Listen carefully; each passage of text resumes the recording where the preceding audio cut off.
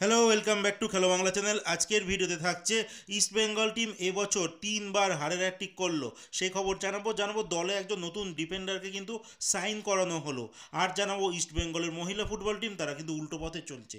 থাকছে খেলার আরও আপডেট খবর। তার আগে প্রতিদিনের মতো বলবো, খেলার আপডেট খবর পাওয়ার জন্য আমাদের চ্যানেলটিকে সাবস্ক্রাইব করতে একদম বলো না। তো চলো শুরু করছি আজকের প্রথম খবরটি বলবো, আজকে দুখানা কিন্তু ডার্বি হয়েছে, যেখানে আন্ডার 17 ইউথ লিগে ফিরতি পর্বের ইস্টবেঙ্গল মুখোমুখি হয়েছিল মোহনবাগান সুপার জায়েন্টে।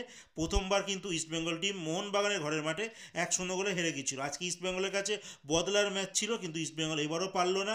এই ম্যাচ 0-0 গোলে কিন্তু ড্র হয়।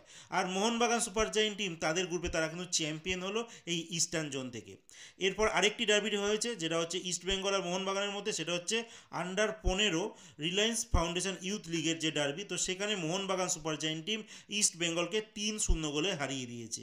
মানে বিগত লাস্ট পিছন দিকে 10খানা 10 দিনে 4বার কিন্তু ডার্বি ম্যাচ হারলো ইস্টবেঙ্গল টিম মোহনবাগান সুপার জায়েন্টের কাছে। মানে ইস্টবেঙ্গলের বর্তমান সময়ে বলতে গেলে যে একটা বিপর্যয় একটা দিন চলছে, যেখানে প্রত্যেকটা ক্ষেত্রে ইস্টবেঙ্গল টিম কিন্তু হেরে যাচ্ছে। এবার বলবো রিলায়েন্স ফাউন্ডেশন ডেভেলপমেন্ট লিগে মোহনবাগান সুপার জায়েন্ট গতকালকে কিন্তু আবার মোহামেডান স্পোর্টিং মিনি ডার্বি সেটাও জিতেছে। সেখানেও তারা 3-0 গোলে কিন্তু জয়লাভ করেছে। মানে মোহনবাগান চারিদিকে কিন্তু মোটামুটি জিতেই চলেছে। এরপর বলবো গতকালকে যে আইএসএলের ম্যাচ হয়েছে, যেখানে ইস্টবেঙ্গল টিম মুখোমুখি হয়েছিল এফসি গোয়ার। আর এটা ইস্টবেঙ্গলের কাছে অ্যাওয়ে ম্যাচ ছিল আর মাস্ট উইন ম্যাচ ছিল, কারণ এই ম্যাচের উপরেই কিন্তু নির্ভর করছিল যে 3 পয়েন্ট যদি হাতছাড়া হয়, তাহলে কিন্তু টপ 6-এ কোয়ালিফাই করা খুব মুশকিল হয়ে যাবে।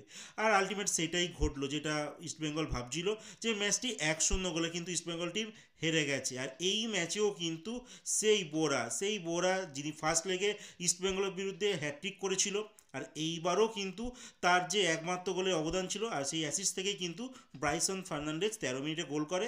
আর দুইজন সেন্ট্রাল ব্যাকের খেলোয়াড়ের মাঝখান থেকে কিন্তু গোলকিপার নিজেও বুঝতে পারেনি, গোলটা করে দিয়ে চলে যায়, হেডে গোল করে চলে যায়। আলটিমেট এই স্কোর লাইন থাকে। ইস্টবেঙ্গল অনেক চান্স পেয়েছিল।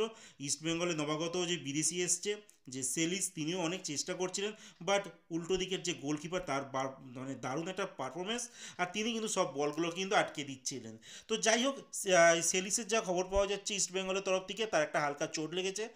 আর সেই চোট নিয়ে কিন্তু ইস্টবেঙ্গলের চিন্তা থাকছে। ইস্টবেঙ্গল একের পর এক খেলোয়াড় কিন্তু প্রথম 11-এর চোট পেয়েই চলেছে। তারা ঠিকঠাক দলও কিন্তু নামাতে পারছে না। গতকালকে আমি সাবস্টিটিউট বেঞ্চে দেখছিলাম ইস্টবেঙ্গলের 2জন গোলকিপারকে রাখা হয়েছিল। সাধারণত 2জন গোলকিপার থাকে না, খেলোয়াড়ই নেই ইস্টবেঙ্গলের কাছে। সব খেলোয়াড় চোট আর চোটে ভুগছে। আর এই খারাপ পরিস্থিতিতে কিন্তু ইস্টবেঙ্গলের পক্ষে টপ 6-এ কার্যত প্রবেশ করা অসম্ভবই হয়ে পড়েছে। যা অবস্থা রয়েছে, ইস্টবেঙ্গলের হাতে আর 8খানা ম্যাচ বাকি রয়েছে। এবার 8টা ম্যাচে ইস্টবেঙ্গলকে অনেকটাই, মোটামুটি এখন 14 পয়েন্ট রয়েছে, ইস্টবেঙ্গলকে আরও 20 পয়েন্ট চাই। অনেকটাই টাফ এই যাত্রায়। আমার তো মনে হয় না ইস্টবেঙ্গল টপ 6-এ আর প্রবেশ করতে পারবে। যা তোমরা ফুটবল যারা দেখো তারাই বুঝতে পারছো যে কোন পরিস্থিতিতে চলছে, কারণ প্রত্যেকটা ম্যাচ ইস্টবেঙ্গলের পক্ষে মাস্ট উইন। আর এখনও অবধি কিন্তু ইস্টবেঙ্গল আইএসএলের মঞ্চে তারা একটানা 3টে ম্যাচ জিততে পারেনি, আর সেখানে 8খানা ম্যাচ অন্যরকম ব্যাপারই একটা হয়ে যাবে। আর ইস্টবেঙ্গলের এই মরশুমে কিন্তু এর আগেই প্রথম দিকেই টানা 6টা ম্যাচ হেরেছিল, ডবল হ্যাট্রিক হয়ে গিয়েছিল। আর এইবার আবারও 3টে ম্যাচ পরপর হারলো। তো ইস্টবেঙ্গল কিন্তু এই মরশুমে 3বার এরম হ্যাট্রিক হয়ে গেল। যাই হোক, ইস্টবেঙ্গলের মহিলা ফুটবল এই উল্টো দিকেই কিন্তু চলছে। ইস্টবেঙ্গলের মহিলা ফুটবল কিন্তু তাদের জয়ের রথ কিন্তু চালিয়ে যাচ্ছে, যেখানে গতকালকে ইস্টবেঙ্গলের, গতকাল বলছি আজকেই, ইস্টবেঙ্গলের মহিলা ফুটবল টিম তারা মুখোমুখি হয়েছিল নিতা ফুটবল একাডেমির বিরুদ্ধে, যেখানে 4-1 গোলে বড় ব্যবধানে কিন্তু জয়লাভ করে ইস্টবেঙ্গলের মহিলা ফুটবল টিম। আর এই মুহূর্তে ইন্ডিয়ান ওমেন্স যে লিগ আছে IWL, সেখানে ইস্টবেঙ্গল 3 ম্যাচে 3টেই জয়লাভ করেছে, 9 পয়েন্ট নিয়ে একদম টেবিলের শীর্ষে রয়েছে। পুরুষদের টিম যা খেলছে, মহিলাদের ফুটবল টিম কিন্তু পুরোপুরি উল্টো।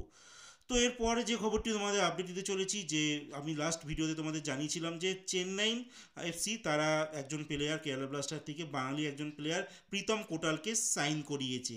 তো আরেকটা কিন্তু তোমাদের খবর দিয়ে দিই, যে চেন্নাই এফসি কিন্তু তাদেরও একজন ডিফেন্ডারকে কিন্তু ছেড়ে দিই, যার নাম বিকাশ ইয়ামনাম। তাকে ছেড়ে দিয়েছে। আর এই বিকাশ ইয়ামনাম কিন্তু চলে যাচ্ছে ঠিক প্রীতম কোটাল যে টিম থেকে এসছে কেরালা ব্লাস্টারে চলে যাচ্ছে। আর কেরালা ব্লাস্টারে তাকে কিন্তু খুব জাঁকজমকভাবে তাকে স্বাগত জানিয়েছে। আর আগামী মরশুমের জন্য কিন্তু একটা একটা ভালো টিম ঢেলে সাজাচ্ছে এই কেরালা ব্লাস্টার। আর এই প্লেয়ারটিকে কিন্তু 4.5 বছরের ডিলে কিন্তু সাইন করেছে কেরালা ব্লাস্টার। আর তোমাদের আগেই বলছিলাম যে একটা রুমার চলছে, যেটা হুগো বুমোস আর সার্জিও লোবেরা, এই দুজনকেও কিন্তু পায় নাকি শোনা যাচ্ছে সাইন করিয়ে ফেলেছে নেক্সট মরশুমের জন্য। তো এই সইগুলো যদি হয়ে যায় তো নেক্সট ইয়ারে কিন্তু কেরালা ব্লাস্টারকে আমরা অন্যরকম ছন্দে হয়তো আমরা দেখতে পারবো। আর এটাও বলা ভালো যে তারা প্রত্যেকবারই ভালো টিম করে, কিন্তু আজ পর্যন্ত তারা দুবার ফাইনাল খেলেও একবারও কিন্তু জয়লাভ করতে পারেনি। তো এই আজকের মতো খেলার খবর এতটুকুই। ভালো থেকো, সুস্থ থেকো, দেখা হচ্ছে নতুন আরেকটি ভিডিওতে।